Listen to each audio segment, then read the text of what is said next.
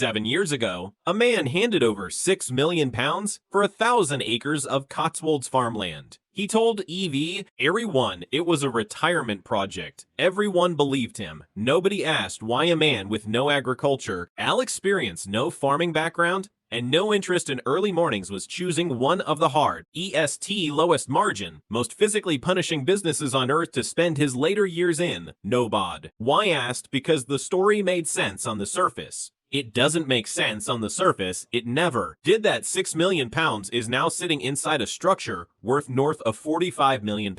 The farming opera machine that supposedly drives the whole thing generated £144 in profit in year 1. Not £144, not £1.4 million, £144. The farming was never the point. And if you've been watching this story through the lens of agriculture, through tractors and soil types, and crop yields, you have been watching the wrong film entirely, because this isn't a farming story. It is one of the most effective land and media asset compounding operations in British history, and it was hiding in plain sight in a field in Chipping Norton, while everyone was laughing at a man who couldn't grow potatoes. Subscribe button if you haven't already, because what comes next is the part the farming channels, the television critics, and the property analysts all missed simultaneously. Start with what everyone agrees on. Jeremy Charles Robert Clarkson, son of a Paddington Bear toy manufacturer from Doncaster, former motoring journalist, television presenter of extraordinary commercial instinct,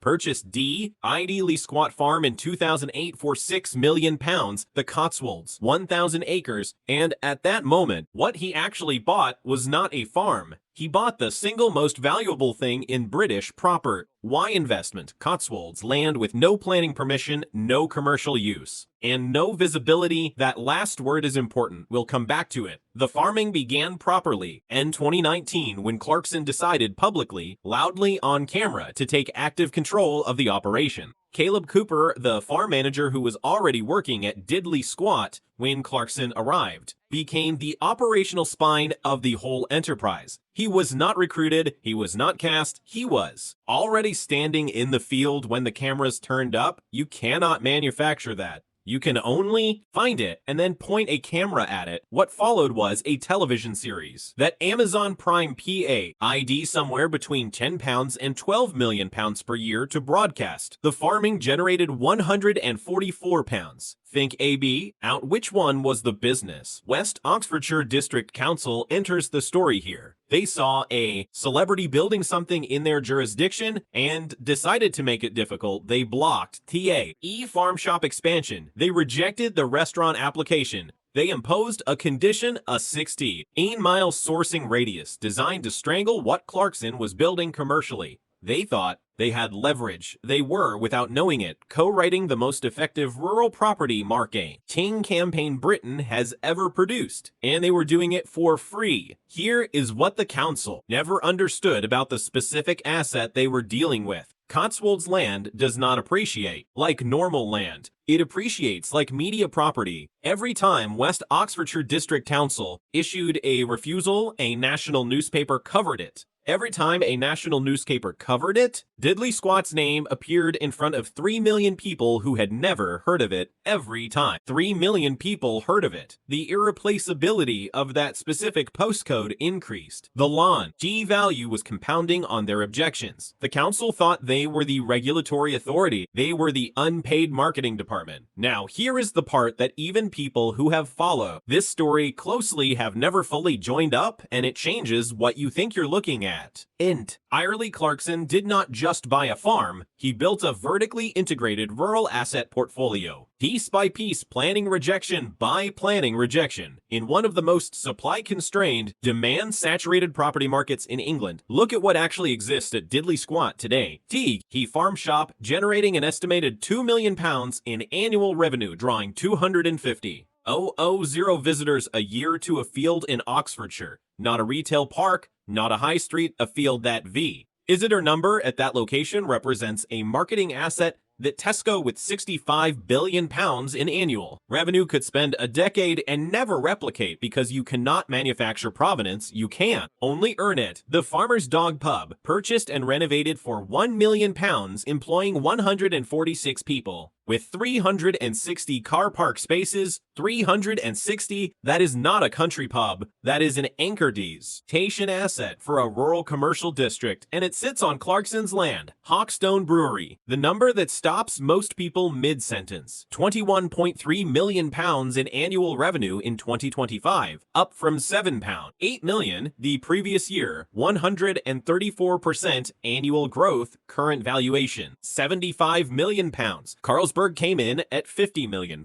They were rejected. The farming generated £144. Assets built around the farming are now worth £45 million by conservative valuation, with the brew rye alone sitting at £75 million by its most recent independent assessment. This was never about crop yields, it was about what happens to land value when you turn a field into a destination. But here is the mechanism that almost nobody has correctly named. Amazon didn't just pay Clarkson to make Tell. eVision Amazon paid Clarkson to manufacture footfall, and that footfall compounded into the land itself. Every Amazon viewer who drove to Deadly Squat became a data point proving that this specific piece of Cotswolds farmland generates human movement at a scale that commercial property developers cannot replicate through conventional planning. Every queue outside the farm shop was evidence, photographed and published, of demand that any property valuer would recognize immediately. The Tell eVision show was not a side hustle attached to a farm. The television show was the planning applicat. Ion. It demonstrated use. It demonstrated demand. It demonstrated irreplaceability. And Amazon, at £10 to £12 million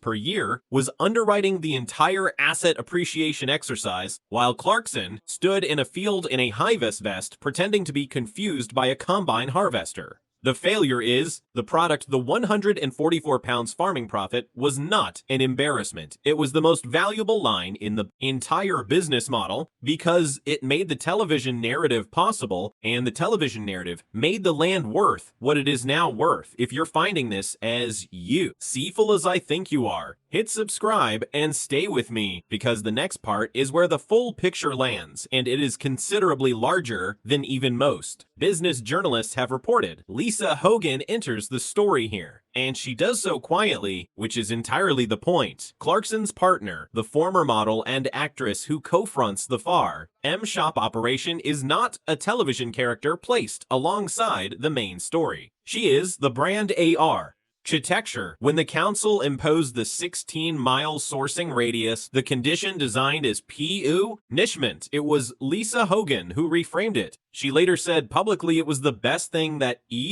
happened to them because it forced them into relationships with local producers they would never have found otherwise, relationships that now form the supply chain backbone of a shop generating £2 million a year. The planning condition imposed as a weapon became a competitive moat. The council had indeed them a geographic exclusivity that no competitor can now match, because no competitor can to source within 16 miles of Deadly Squat. That radius is now a brand statement. It appears and labels on menus and marketing. It is the thing that makes the shop irreplaceable. The enemy built the moat. That is not bad luck on the council's part. That is what happens when an institution with planning authority faces an operation with genuine narrative intelligence and mistakes one for other. Stand back from the individual pieces for a moment. Look at the architecture of what has truly been built. In 2008, Jeremy Clarkson purchased £6 million of Cotswolds farmland with poor farming economics and extraordinary location credentials. Between 2008 and 2019, that land sat quietly appreciating in one of England's most supply-constrained rural property markets. In 2019, he attached a television production to the land,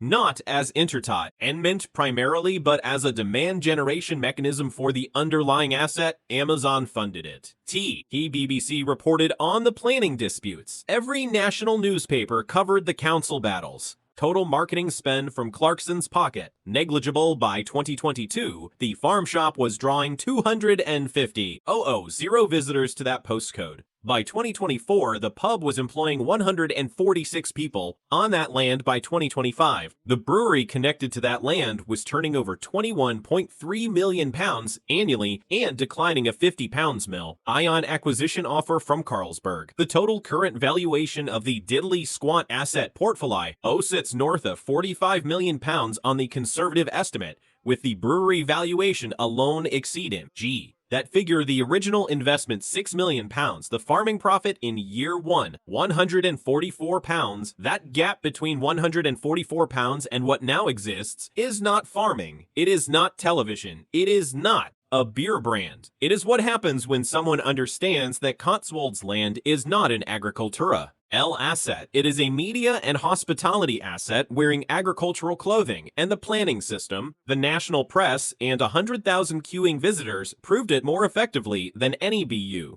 Cena's plan could have. You cannot build deadly squat. You can only find 1,000 acres in the rig. HT postcode. Point a camera at it and make the planning authority so furious that they spend 3 years telling everyone exactly where it is. There is one thing that is genuinely uncertain here. I'll be honest about it because the rest of this story demands it. The brewery valuation of £75 million. Ilion is not a confirmed transaction figure. It is an independent assessment, growth at 134% annual. Lie cannot sustain indefinitely. The £50 million Carlsberg offer tells you the floor. What the ceiling? Looks like at stabilization. Nobody knows yet. The farm itself remains economically marginal. If Amazon's deal structure changes, if a new series isn't commissioned, or the contract comes up for renegotiation at less favorable terms, the visitor economics shift. These are real variables. But here is the thing about real variables in a Cotswolds land portfolio. The land itself doesn't move, the postcode doesn't change, the scarcity doesn't diminish. Whatever happens to the television series. 1,000 acres in the Cotswolds with demonstrated commercial footfall, existing planning precedent for retail and hospitality use, and a national brand identity is not going back to being worth £6 million. That ship has sailed. The question is not whether this was a good investment. The question is whether anyone in British agriculture understood what was happening while it was happening and did the same thing first. The answer, as you already know, is no, because the real story, the one underneath all of it, is not AB. Out Jeremy Clarkson. It is about what British farming land actually is, and what it becomes when someone treats it as a media asset instead of an agricultural one. Britain has 17 million acres of agricultural land. Most of it is owned by people who think about it in terms of yields, subsidies, and succession planning. Almost none of it is owned by people who understand that rural land in the right location, with the right narrative, with the right footfall mechanism, compounds in a way that no city center commercial property can touch, because you cannot build more. Cotswolds, you cannot manufacture scarcity. You can only recognize it, then build something onto of it that makes everyone else notice what you already knew. Clarkson didn't teach Britain how to farm. He taught Britain something far more uncomfortable that the farmers who were there first, on better land, with better location credentials, simply never thought to point a camera at it. That is not a television story. That is a property stain, or a branding story, a compounding story, and the only thing that separates Deadly Squat from a thousand other farms in the English countryside is that one of them had a presenter who understood IA, and the rest of them had farmers who understood farming. Both groups were good at what they did. Only one of them built something worth £45 million. If you found this useful, and I genuinely hope you have, do subscribe and hit the notification bell, because there is more coming on how British rural business is being quietly reinvented by people were never supposed to understand it. I'd love to know, have you ever visited Diddley Squat? And if you queued for the farm shop, which most of you apparently did without any advertising prom, Peting you, what made you go? Drop it in the comments. The answer tells you more about this story than anything I've said above. Thank you, as always, for watching.